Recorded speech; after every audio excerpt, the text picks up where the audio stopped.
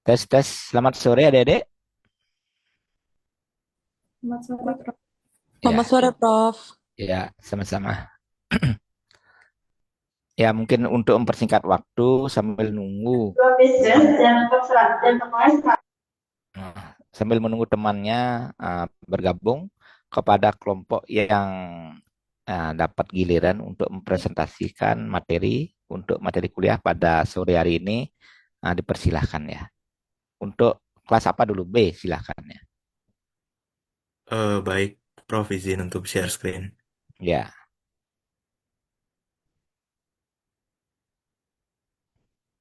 sebentar.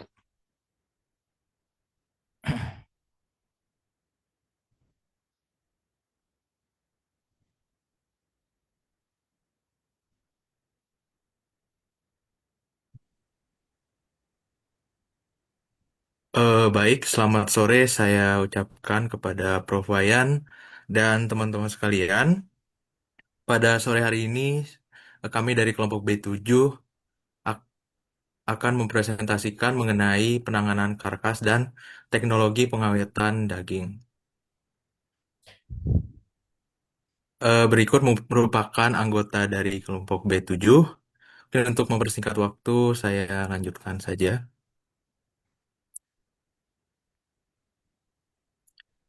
Baik, yang pertama itu merupakan konsep dasar.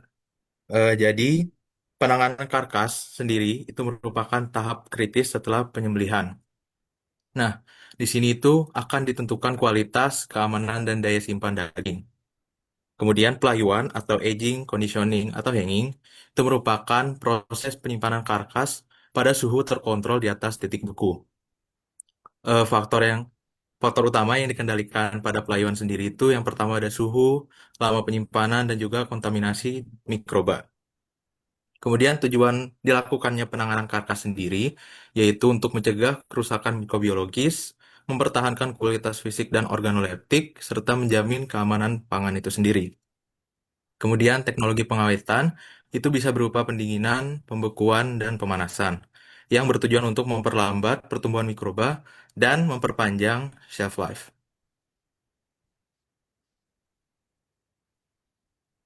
Baik, yang pertama di sini merupakan pelayuan. Jadi pelayuan sendiri itu merupakan proses penyimpanan karkas atau daging segar pada suhu di atas titik beku untuk mencegah kerusakan mikroba awal. Jadi tujuan itu untuk meningkatkan keempukan daging dan memperbaiki kualitas organoleptik. Biasanya itu tekstur dan juga rasa. Kemudian untuk prinsip prosesnya itu akan terjadi perubahan biokimia. Lalu setelahnya akan terjadi pemecahan struktur otot yang menyebabkan daging akan menjadi lebih lunak. Untuk kondisi pelayuan sendiri itu di suhu sekitar -4 derajat hingga 1 derajat dengan waktu sekitar 24 jam.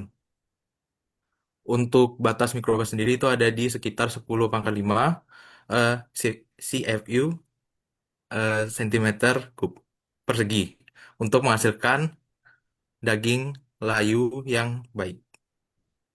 Pada sapi itu perlu dilakukan pelayuan karena rigor mortisnya lambat. Sedangkan pada kambing, domba, dan babi itu tidak perlu karena rigor mortisnya cenderung lebih cepat. Untuk materi mengenai penyimpanan dan preservasi akan dilanjutkan oleh rekan saya.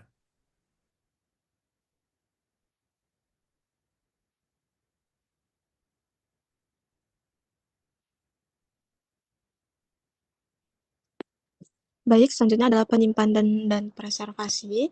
Penyimpanan dan preservasi daging adalah proses menjaga kualitas daging agar tetap aman, segar, dan layak dikonsumsi dalam jangka waktu tertentu.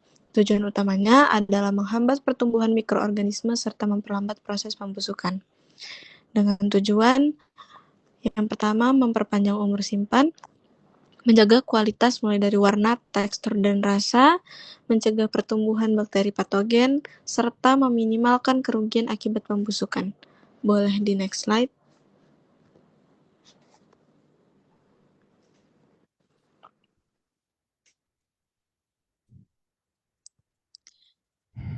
Selanjutnya, adapun prinsip dari preservasi yang pertama menghambat aktivitas mikroorganisme, yang kedua mengurangi kadar air dalam daging, yang ketiga mengontrol suhu dan lingkungan penyimpanan, yang keempat menghindari kontaminasi silang.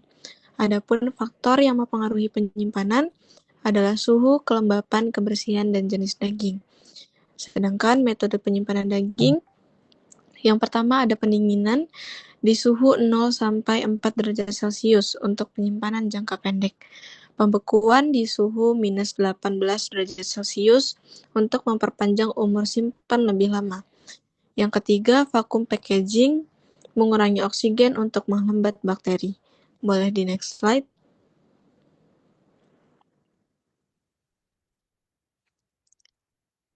Selanjutnya, adapun dampak penyimpanan yang tidak tepat, perubahan warna seperti kehitaman atau pucat, mengeluarkan bau yang tidak sedap, teksturnya menjadi lembek, dan beresiko keracunan makanan.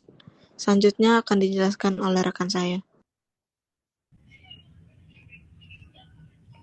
Baik, izin masuk. Yang berikutnya adalah teknologi tradisional pengawetan daging, di mana tujuannya itu untuk memperpanjang daya simpan daging, mencegah kerusakan, dan meningkatkan cita rasa dan nilai ekonomis. Untuk prinsip utamanya itu, yang pertama menurunkan kadar air, dan yang kedua menghambat pertumbuhan mikroorganisme. Untuk metodenya ada beberapa, di mana yang pertama ada dendeng. Dendeng itu merupakan olahan daging yang dibuat dari berbagai jenis daging, dan dapat juga menggunakan organ. Untuk proses pembuatannya itu melibatkan penambahan bumbu, garam, dan gula, di mana garam dan gula ini berperan menurunkan kadar air sehingga menghambat pertumbuhan mikroorganisme. Dendeng itu memiliki karakteristik semi kering dengan kadar air sekitar 25% dan dapat disimpan selama 4 hingga 6 bulan. Yang kedua ada urutan atau sosis tradisional, dibuat dari campuran daging dan lemak sapi atau babi yang dimasukkan ke dalam usus sebagai selongsong dengan perbandingan yang bervariasi sesuai kebutuhan. Untuk prosesnya itu pengawetan terjadi melalui penggaraman, fermentasi, dan penjemuran. Urutan biasanya dikeringkan selama 4-7 hari dan memiliki daya simpan sekitar 6 hingga 10 minggu. Yang ketiga ada abon, di mana abon ini merupakan olahan daging dengan penambahan bumbu, garam, dan gula, di mana proses pembuatannya menghasilkan tekstur yang sangat kering atau garing, sehingga kadar airnya rendah dan daya simpannya cukup lama, yaitu sekitar 6-7 bulan. Namun, abon rentan mengalami ketengikan akibat oksidasi lemak oleh oksigen, sehingga penyimpanan dengan kadar oksigen rendah dapat membantu memperpanjang umur simpanannya. Bisa di next.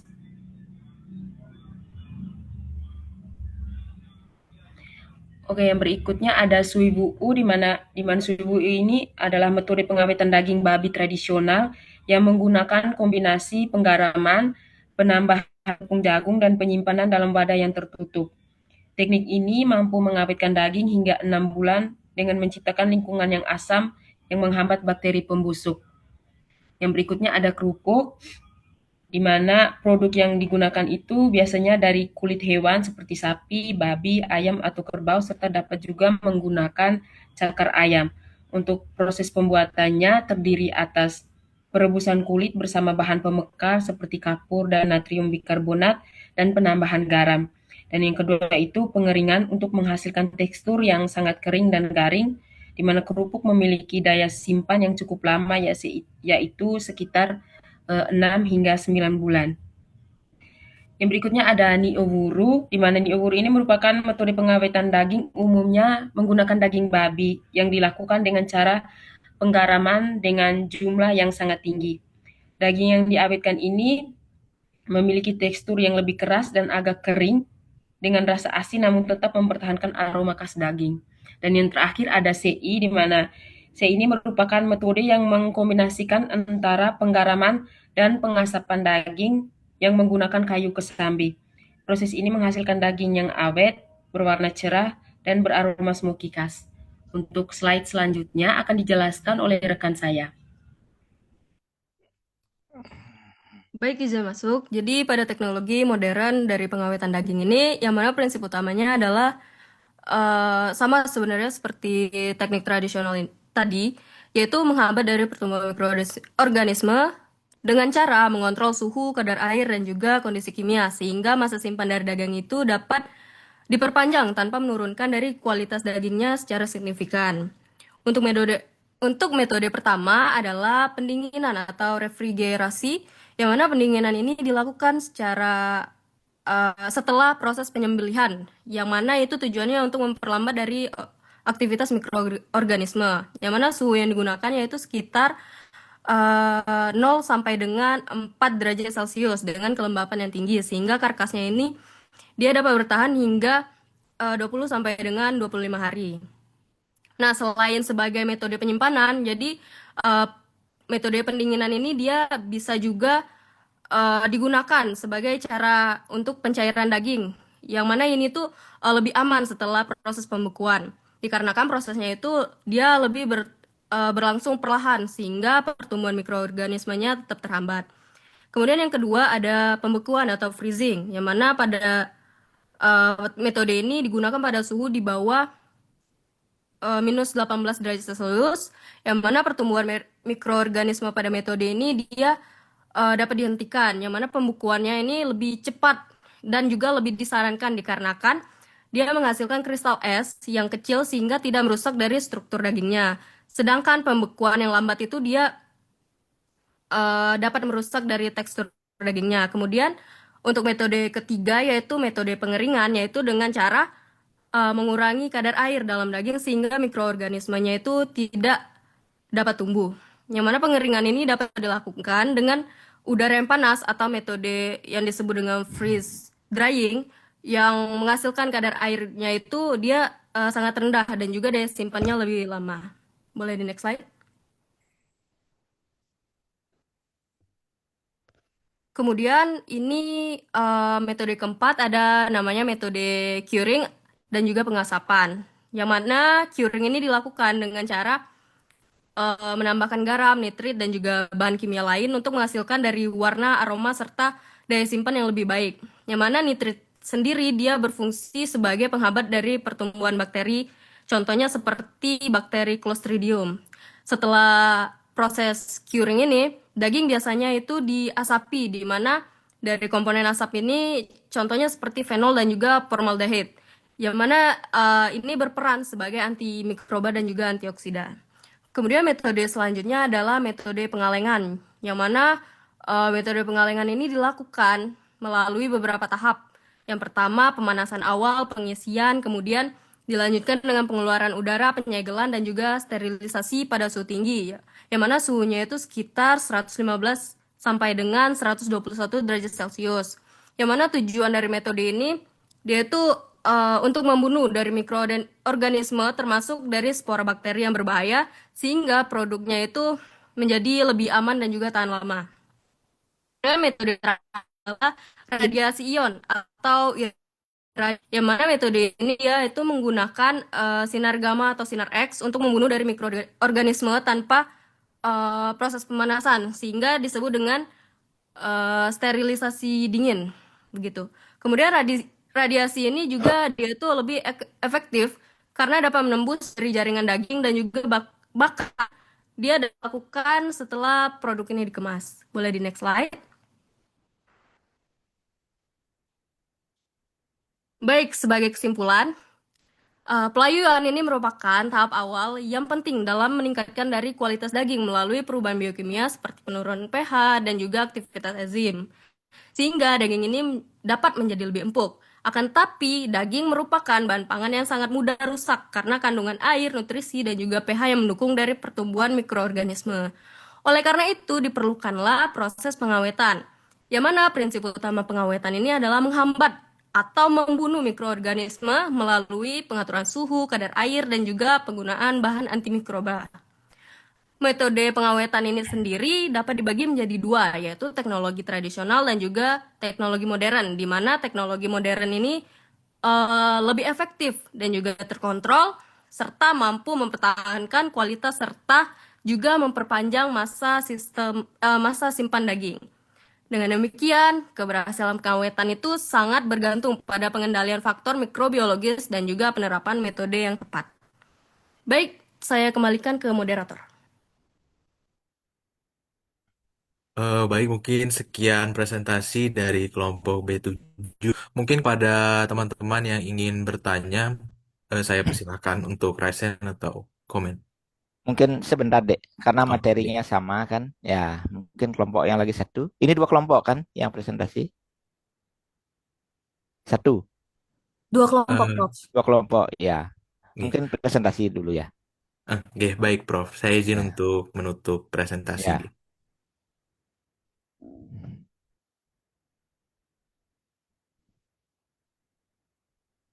Baik, Prof. Dari kelompok A7 izin share screen.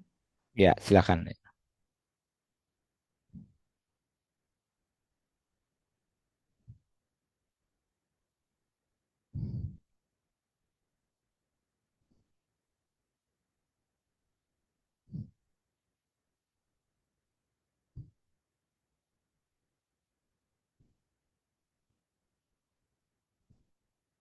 Baik, selamat sore Prof. dan teman-teman. Terima kasih atas waktu dan kesempatan yang telah diberikan kepada kami. Pada kesempatan kali ini, kami dari kelompok A7 akan mempresentasikan materi mengenai penanganan karkas dan teknologi pengawetan daging. Boleh di next slide?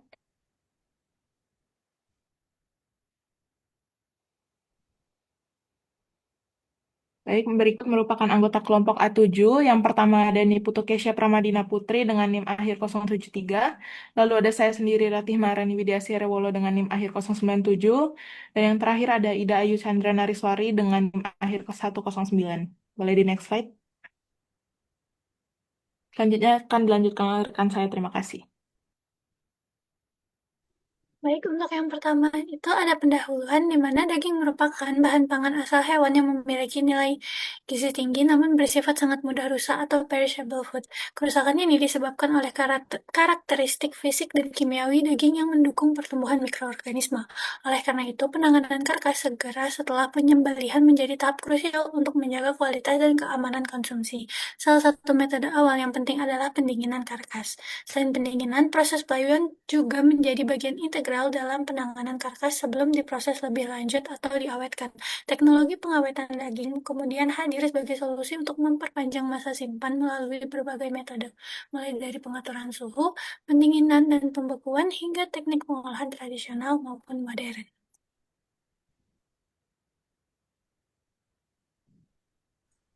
Baik, jadi salah satu bentuk penanganan karkas yaitu pelayunan atau yang biasa disebut dengan aging, hanging, atau conditioning. Jadi proses pelayunan ini biasanya digunakan untuk karkas sapi karena proses rigor mortisnya lebih lambat dibandingkan dengan karkas babi, domba, dan kambing. Nah, jadi pelayunan itu adalah penanganan karkas sebelum kerusakan mikrobial dengan penyimpanan suhu tertentu di atas titik bekunya. Nah, dalam pelaksanaan pelayunan ini juga terdapat beberapa parameter, yaitu misalnya proses chillingnya dilakukan pada rentang minus 4 derajat Celcius sampai 1 derajat Celcius, kemudian dengan durasi minimal 24 jam, dan mutu layu yang baik tercapai pada batas mikrobia yaitu 10⁵ colony forming unit per centimeter kuadrat. Nah, di pelayunan ini juga meningkatkan keempukan melalui fungsi temperatur dan waktu, di mana yang pertama akan terjadi aktivasi enzim, yaitu enzim proteolitik menjadi aktif selama penyimpanan, kemudian daya ikat air oleh protein itu akan meningkat, sehingga terjadinya proses proteolisis sebelum tercapainya pH akhir, dan hal itu akan menyebabkan terjadinya perubahan oksidasi dari merah menjadi coklat. Jadi next slide. Nah, berarti adapun alur dari pelayuan yang pertama itu adalah penyelembihan di mana pH awal dari daging itu sekitar 7 sampai 7,2, kemudian akan terjadi proses glikolisis selama 24 jam, di mana akan terjadi proses pembentukan aksam laktat yang akan menurunkan pH ke 5,3 sampai 5,9. Kemudian akan terjadi juga proteolisis, yaitu di mana aktivasi enzim memecah struktur protein sehingga daging menjadi lebih empuk, dan akan terjadi maturasi yaitu peningkatan daya ikat air dan pengembangan flavor yang unik. Bisa di next slide. Nah, dalam penyimpanan dan preservasi daging ada beberapa hal yang harus kita ketahui, yaitu faktor pertumbuhan mikroba. Yang pertama itu ada temperatur, di mana suhu penyimpanan itu sangat krusial bagi pertumbuhan bakteri. Kemudian juga adanya kelembapan, yang dimana airnya itu dapat menjadi sumber pertumbuhan mikroba. Selain itu ada oksigen, di mana ketersediaan udara ini akan menjadi makanan bagi bakteri aerobics. Serta derajat pH, karena beberapa tingkat keasaman itu optimal untuk pertumbuhan mikroba. Nah, selain itu juga, kenapa sih daging ini bisa menjadi media pertumbuhan mikroba yang sangat baik? Dikarenakan yang pertama itu daging mempunyai kadar air yang tinggi, kaya akan nitrogen dan mengandung karbohidrat di mana hal itu mudah difermentasikan oleh mikroba. Selain itu juga daging mempunyai pH yang menguntungkan untuk tempat pertumbuhan bakteri yaitu di pH 5,3 sampai 6,5. Nah, kemudian ada beberapa cara dalam melakukan penyimpanan dan preservan daging. Yang pertama itu adalah pengolahan, di mana kita akan menambahkan keragaman pangan. Selain itu juga ada pengawetan, yaitu memperpanjang masa simpan daging, di mana dari pengawetan sendiri itu ada dikelompokkan menjadi 3 prinsip. Yang pertama ada pengaturan suhu, yang kedua ada pengaturan kadar air, dan yang ketiga ada penggunaan bahan-bahan pembunuh mikroba. Bisa di next slide. Nah, salah satu teknologi pengawetan daging yang pertama itu ada pembuatan dendeng, di mana terbuat dari daging sapi, kerbau, babi, hingga unggas. Jadi dalam pembuatan dendeng ini itu menggunakan beberapa bumbu aromatik, dan kadar air yang dipertahankan itu pada kisaran 25%. Jadi untuk pembuatan dendeng ini bisa bertahan selama 4-6 bulan. Kemudian yang kedua ada urutan atau sosis, yang seperti teman-teman sudah ketahui. Jadi pada pembuatan urutan ini dilakukan penjemuran selama 4-7 hari untuk fermentasi. Dilakukan juga proses penggaraman di mana untuk menghambat pertumbuhan mikroba yang nantinya itu akan kandungan nitratnya akan diubah menjadi nitrit, kemudian menjadi oksida nitrit. Di mana untuk sosis itu sendiri akan tahan 6-10 minggu. Yang terakhir adalah buntilan atau bebontot, di mana prosesnya itu dilakukan penjemuran selama 6-7 hari dan dapat bertahan selama 4-6 minggu. Saya di next slide. Baik, sekian dari penjelasan saya, akan dilanjutkan oleh rekan saya. Terima kasih. Baik, izin masuk untuk berikutnya. Dari teknologi tradisional pengawetan daging itu terdapat abon yang dimana abon ini biasanya terbuat dari daging sapi, kerbau, babi, atau ayam. Abon sendiri menggunakan bumbu seperti bawang merah, bawang putih, garam, dan gula yang mempunyai daya simpan yang lumayan lama, yaitu sekitar 6 hingga 7 bulan. Untuk kerusakan abon itu biasanya ditandai dengan adanya ketengikan. Berikutnya itu ada kerupuk, di mana bahan kerupuk ini biasanya berupa kulit seperti babi, sapi, ayam, kerbau, atau sudah ada yang inovasi baru yaitu ceker ayam atau cakar ayam. Biasanya untuk kerupuk sendiri dimulai dengan direbus disertai dengan campuran bahan pemekar seperti kapur dan natrium bikarbonat. Kerupuk sendiri memiliki daya simpan antara 6 hingga 9 bulan. Selanjutnya, memasuki ke teknologi modern pengawetan daging. Yang pertama itu ada pendinginan atau refrigerasi, di mana metode pendinginan diterapkan mulai dari karkas sesaat setelah selesai penyembelihan, di mana makin cepat karkas didinginkan akan semakin baik, karena semakin cepat pula penghambatan perkembangbiakan mikrofloranya. Pada pendinginan, itu tujuannya seperti yang jelaskan tadi, menghambat perkembangan mikroflora dengan menurunkan suhu internal karkas dengan cepat hingga mencapai 1 hingga 2 derajat Celcius. Daya simpan untuk pendinginan sendiri itu 20 hingga 25 hari dengan menambahkan gas karbon dioksida 10%, maaf, daya simpan karkas ini bisa bertahan menjadi 40 hingga 50 hari. Pada pendinginan itu ada pengaruh ukuran dan lemak, di mana lemak dalam karkas akan menurunkan efisiensi pengeluaran panas, sehingga makin besar ukuran karkas dan lemak eksternalnya, maka semakin lama waktu yang diperlukan untuk pendinginan. Ada juga yang jarak di mana diperlukan agar udara dapat bersirkulasi dengan baik ke seluruh permukaan karkas, jadi biar saat pendinginan tuh nggak terlalu nempel-nempel gitu. Berikutnya, pada pendinginan itu ada hubungan suhu dengan pertumbuhan bakteri, di mana suhu ini sangat mempengaruhi kecepatan pertumbuhan bakteri pembentuk lendir pada permukaan daging. Seperti pada dilihat di tabel ini, semakin tinggi suhunya, maka semakin cepat bakteri itu berkembang biak. Lalu ada kerusakan permukaan daging, di mana kalau dagingnya kering itu terjadi proses oksidasi pigmen daging atau mioglobin menjadi metmioglobin yang berwarna coklat dan gelap. Jika lembab, berbagai jenis kapang, molds itu akan tumbuh dan menyebabkan ketengikan. Jika terlalu lembab lagi, bakteri akan tumbuh dalam jumlah banyak dan timbul kelompok koloni yang terlihat sebagai lendir. Faktor-faktor yang mempengaruhi lama simpan itu seperti jumlah mikroba awal, temperatur, dan kelembapan selama penyimpanan, ada tidaknya pelindung seperti misalnya ada lemaknya atau kulit, daging spesies ternak dalam ruang pendingin, dan tipe produk yang disimpan.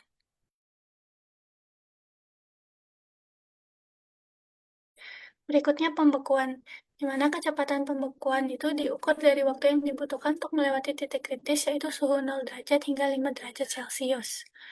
Pembekuan dibagi menjadi dua, yaitu ada pembekuan cepat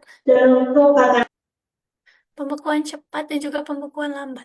Pembekuan cepat membentuk kristal es berukuran kecil sehingga tekstur daging tetap terjaga, warna lebih baik, dan meminimalkan drip atau cairan daging yang keluar saat dicairkan. Pembekuan lambat membentuk kristal es yang besar yang merusak jaringan otot sehingga eh, di saat ditewing atau dicairkan, tekstur rusak dan kehilangan banyak nutrisi melalui drip. Faktor kualitas dan masa simpan itu untuk suhu idealnya minimal minus 18 derajat Celcius untuk menghentikan pertumbuhan mikroorganisme. Ketahanan lemak, di mana daging dari ternak dominansia ini lebih tahan terhadap perkembangan ransiditas oksidatif karena sebagian besar lemaknya terdiri atas lemak jenuh dibandingkan dengan daging babi yang lebih banyak mengandung asam lemak tidak jenuh. Baik, ini berikutnya untuk metode pembekuan daging itu ada 5, di mana ada udaranium, pembekuan plat, pembekuan cepat atau blast, pencelupan atau percikan, dan kriogenik. Ini bisa dilihat di sini untuk karakteristiknya. Lalu lanjut untuk metode pembekuan yang akan digunakan itu tergantung dari beberapa hal seperti mutu produk dan tingkat pembekuan yang diinginkan, tipe dan bentuk produk pengemasan, fleksibilitas yang dibutuhkan dalam operasi pembekuan, dan biaya pembekuan dengan teknik alternatif.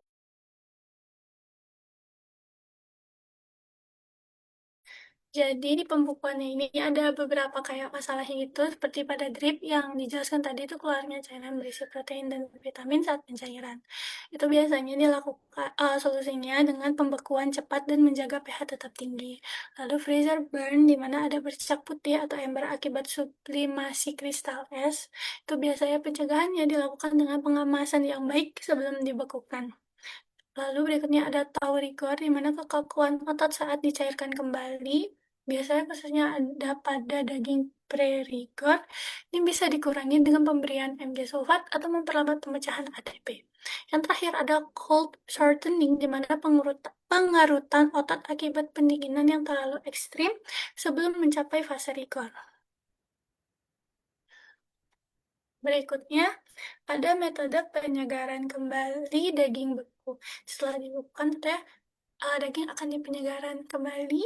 Itu disebut thawing yang dapat dilakukan dengan udara dingin di dalam alat pendingin atau refrigerator, menggunakan air hangat, air pada temperatur kamar, pemanasan atau pemasakan langsung tanpa penyegaran kembali, dan udara terbuka.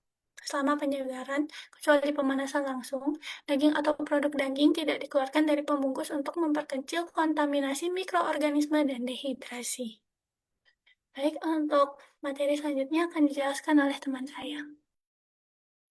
Baik, berikutnya adalah metode pengeringan. Jadi ini merupakan pengurangan kadar air untuk menghambat pertumbuhan mikroflora.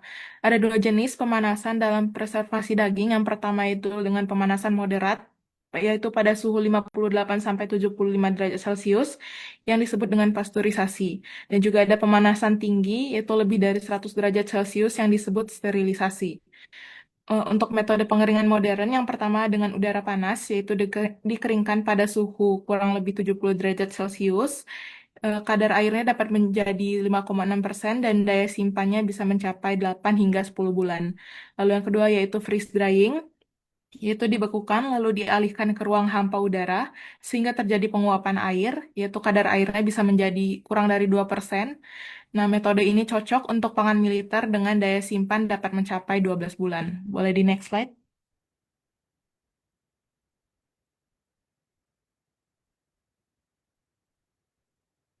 Metode berikutnya yaitu curing. Jadi, metode ini merupakan penambahan garam, Na-nitrit atau Na-nitrat, gula, dan bumbu pada daging. Dengan tujuan untuk memberikan warna yang stabil, aroma, tekstur, dan kelezatan yang baik, dan memperpanjang masa simpan. Untuk peran bahan curingnya, yang pertama itu dari NaCl. Jadi, ini untuk sebagai pengawet dan penambah cita rasa, serta untuk menghambat bakteri pada konsentrasi 2%. Lalu yang kedua yaitu nitrit atau nitrat. Ini memberikan warna merah muda yang stabil, serta bersifat bakteriostatik dan antioksidan. Kadar yang diizinkan yaitu 200 ppm dan maksimal 500 ppm. Setelah curing, daging itu diasapi untuk menghambat mikroba, mencegah ketengikan, memberi cita rasa yang khas. Untuk produk dari proses curing ini ada ham, bacon, sosis, frankfurter, bologna, dan untuk daya simpannya bisa mencapai 3 hingga 6 bulan. Boleh di next slide? Berikutnya itu pengalengan. Jadi urutan proses pengalengan yang pertama itu pemilihan bahan dan penyiapan awal, yaitu penetelan, penggilingan, penambahan bahan curing atau bumbu, dan juga tepung. Lalu yang kedua ada blanching, yaitu pemanasan awal daging pada suhu 80-90 derajat Celcius selama 15 menit, yang dilakukan sebelum atau sesudah daging dimasukkan ke dalam kaleng. Lalu yang ketiga itu pengisian kaleng, yang dilakukan secara secukupnya dan menyisakan headspace 0,75 sampai 1 cm di atas permukaan bahan pangan. Lalu yang keempat yaitu exhausting, yaitu pengeluaran udara agar mendekati vakum, mencegah oksidasi dan pecahnya kaleng saat sterilisasi. Yang kelima yaitu penyegelan, yaitu kaleng ditutup permanen sehingga terjadi double seaming. Lalu berikutnya itu sterilisasi komersial, yaitu pemanasan terakhir untuk kaleng yang sudah terisi dan disegel. Ini dilakukan dengan autoclave pada suhu 115 sampai 121 derajat Celcius selama 30 hingga 76 menit untuk membunuh spora Clostridium botulinum.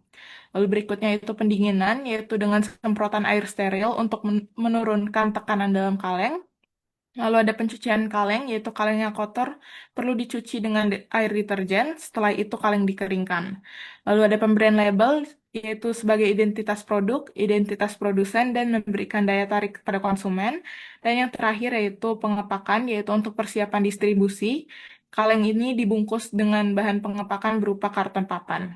Boleh di next slide? Metode yang terakhir yaitu radiasi ion, yaitu menggunakan radiasi mengion untuk membunuh mikroorganisme yang disebut juga dengan sterilisasi dingin. Tipe radiasi ini ada 3. Yang pertama ada sinar katoda dan sinar X, yaitu untuk membunuh mikroba di permukaan, dan berikutnya ada sinar gamma yang dapat menembus jaringan daging. Nah, untuk ketentuan teknis dari radiasi ion ini yaitu radiasi maksimal 9 mikroelektron volt dengan dosis sterilisasi yaitu 4,5 mikrorad untuk membunuh seluruh mikroba termasuk spora Clostridium botulinum. Ini dapat diaplikasikan meskipun daging sudah terbungkus. Lalu untuk komoditi yang dihasilkan dapat berupa daging sapi dan babi yang segar, ham, bacon, dan karkas ayam. Boleh di next slide? Baik, yang terakhir yaitu kesimpulan. Jadi daging ini merupakan bahan pangan asal hewan yang bersifat mudah rusak, sehingga memerlukan metode penanganan dan pengawetan yang tepat untuk menjaga kualitas dan keamanannya. Penanganan karkas dimulai dari pelayuan untuk meningkatkan keempukan, yang dilanjutkan dengan pendinginan dan pembekuan sebagai teknologi modern berbasis pengaturan suhu. Teknologi pengawetan daging terbagi menjadi tradisional seperti pembuatan dendeng, urutan atau sosis, buntilan, abon, dan kerupuk, dan juga dengan metode modern yaitu pengeringan, curing, pengalengan, dan radiasi ion. Masing-masing metode ini bekerja dengan prinsip dasar yang sama, yaitu menghambat atau membunuh mikroorganisme penyebab kerusakan daging. Pemilihan teknologi pengawetan yang tepat bergantung pada jenis produk, tujuan penggunaan, dan daya simpan yang diinginkan, sehingga keamanan pangan asal hewan tetap terjaga hingga ke tangan konsumen. Boleh next slide? Baik, sekian paparan tugas dari kami. Apabila ada pertanyaan dari teman-teman atau tambahan dari Prof, kami persilahkan.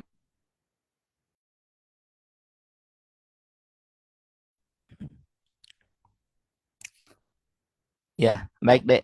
Demikian tadi teman-teman Anda yang kebetulan dapat presentasi pada sore hari ini sudah memaparkan mengenai teknologi pengawetan daging ya, penanganan karkas dan teknologi pengawetan daging ya. Sudah dijelaskan dengan sangat gampang. Saya kira tadi yaitu penanganan karkas yaitu dengan pelayuan yaitu untuk memperbaiki kualitas daging yang dihasilkan karena biasanya kalau tanpa pelayuan ya, biasanya daging itu kaku dia ya. Akan lebih baik kalau seandainya dapat diolah dengan pelayuan terlebih dahulu. Kemudian untuk memperpanjang masa simpan dan juga memperbaiki cita rasanya, biasanya dilakukan teknik pengolahan-pengolahan seperti itu. Apakah itu dia dengan menggunakan pengolahan secara tradisional yang ada di kampung-kampung maupun secara modern. Nah, untuk skala kecil ya mungkin lebih banyak orang skala yang tradisional. Tetapi untuk skala yang besar ya untuk industri seperti itu mungkin teknologi modern. Silakan adik-adik, mungkin ada yang ditanyakan, didiskusikan terkait materi ini, silakan ya.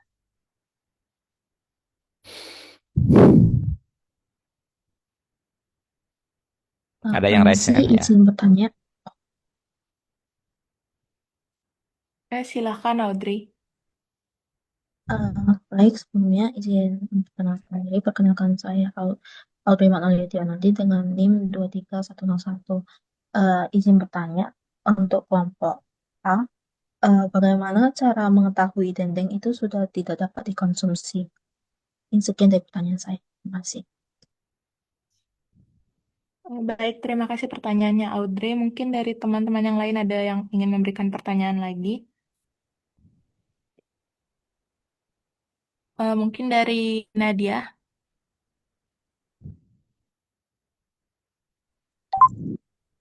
Baik, saya Madina Deva Marasati dengan NIM akhir 121. Izin bertanya kepada kelompok A. Jadi tadi ada disebutkan beberapa cara untuk mencairkan daging beku. Jadi di antara beberapa cara tersebut yang mana yang paling baik digunakan yang tidak terlalu mempengaruhi daging tersebut? Terima kasih. Baik, terima kasih pertanyaannya Nadia. Mungkin akan kami tampung terlebih dahulu.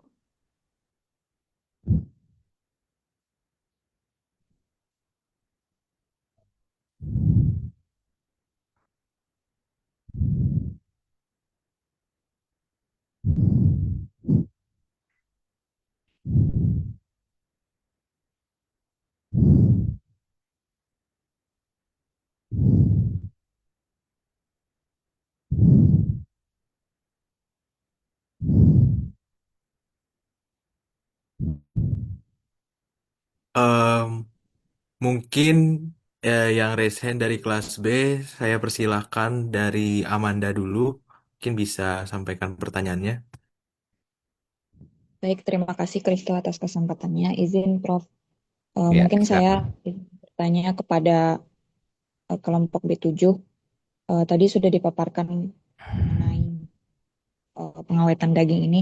Mungkin pertanyaan saya, kalau daging itu selalu mengandung mikroorganisme, jadi apakah tujuan dari pengawetan itu sebenarnya untuk menghilangkan mikrobanya atau bisa dikatakan kita hanya mengontrol ekosistemnya saja?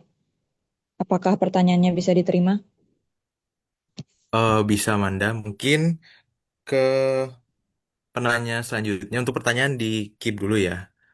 Kepada Rabiatul mungkin dipersilahkan.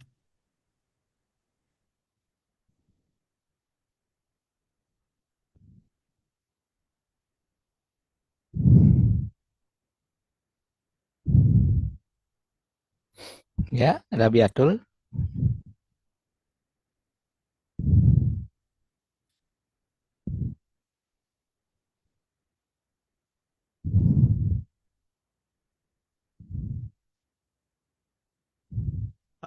Ya, Omil Oh mungkin ya, bisa on mic jika ingin bertanya. Oh, tidak jadi mungkin. atau di gini lewat chatting ya. Oh, nggih, Prof, sudah dapat dilihat. Mungkin Ya. akan dijawab oleh rekan rekan saya.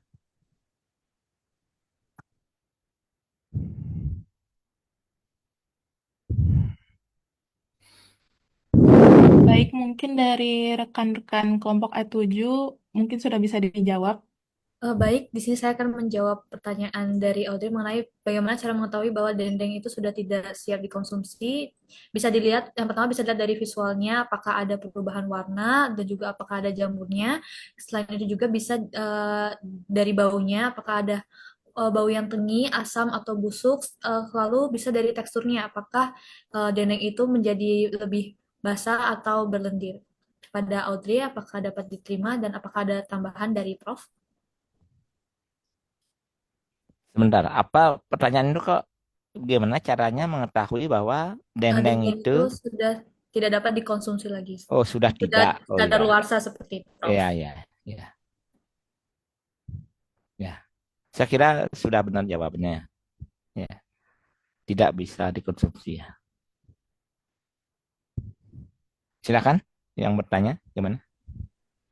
Baik, terima kasih Keisha atas jawabannya sudah dapat diterima. Baik, izin masuk. Saya Chandra dari kelompok A. Izin menjawab pertanyaan Nadia. Tadi mengenai metode penyegaran kembali daging beku yang direkomendasikan atau yang paling baik. Eh, Mungkin untuk metode yang paling direkomendasikan itu eh, penyegaran pada temperatur refrigerasi atau pencairan di dalam kulkas. Mengapa? Karena proses penyegaran pada temperatur refrigerasi ini dia berlangsung lambat sehingga bakteri sulit tumbuh. Misal, dilakukan penyegaran daging beku pada temperatur kamar atau menggunakan air hangat, itu biasanya akan berlangsung lebih cepat. Namun tetapi bisa juga meningkatkan kesempatan pertumbuhan mikroorganisme, terutama setelah temperatur daging itu mencapai 0 derajat Celcius. Dari Nadia, apakah bisa menjawab atau dari Prof mungkin ada tambahan?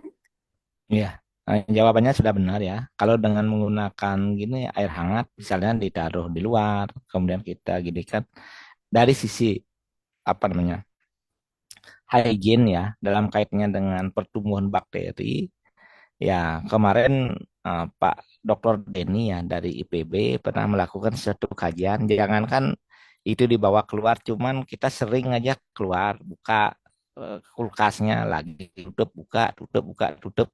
Itu saja sudah memberikan apa namanya tingkat cemaran mikroba Listeria monocytogenes kemarin diuji sama beliau itu lebih banyak dibanding dengan yang lebih jarang buka tutup. Nah, kalau seandainya memang proses gininya itu apa namanya pencairan itu dari refrigerasi itu dari suhu beku tersebut dilakukan di luar ya bisa jadi kontaminannya akan datang dari lingkungan sekitarnya ya seperti itu. Sudah benar jawabannya ya. Baik, terima kasih Prof untuk tambahannya. Untuk dari penanya, Nadia apakah sudah bisa menjawab? Sudah, terima kasih jawabannya.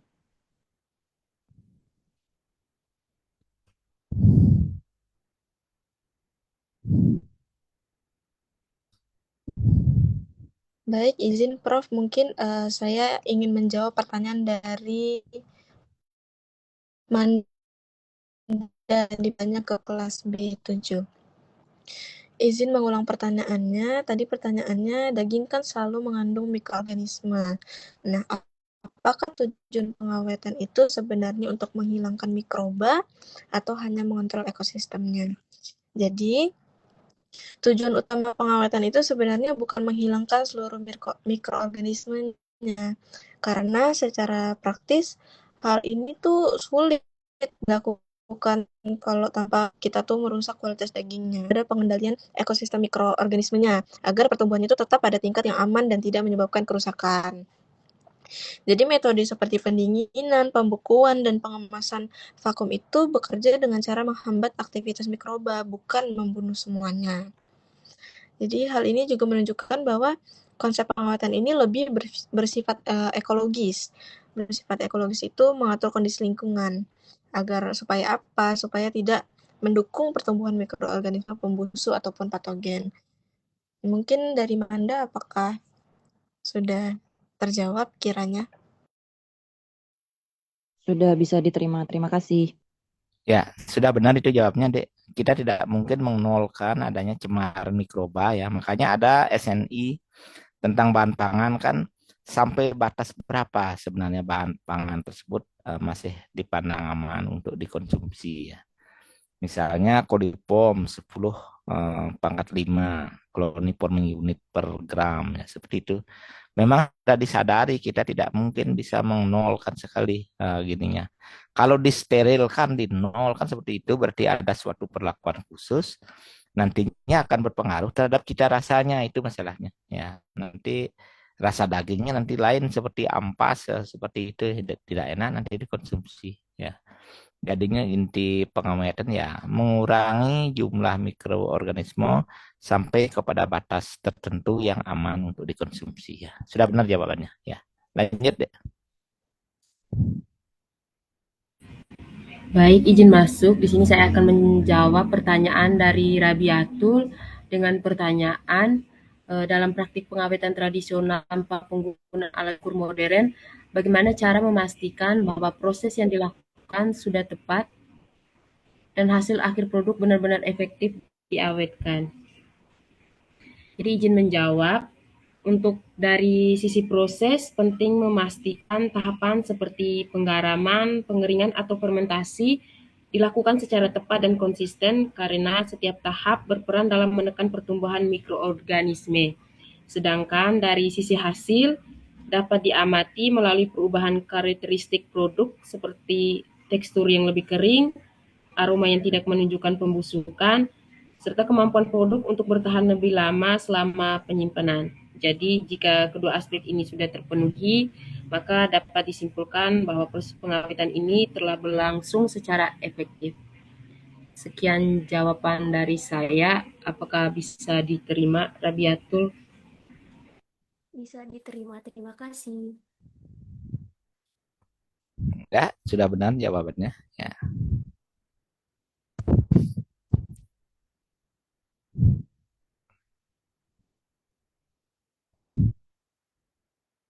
Silakan, ada yang didiskusikan lagi, ditanya atau kesaran atau apa, silakan.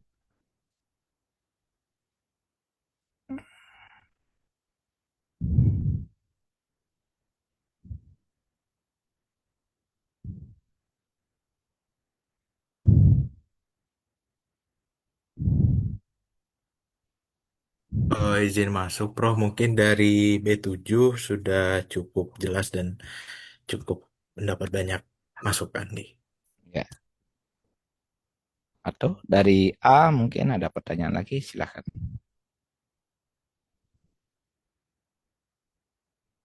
Izin Prof, sepertinya dari kelompok A juga sudah cukup, Prof. Sudah cukup ya.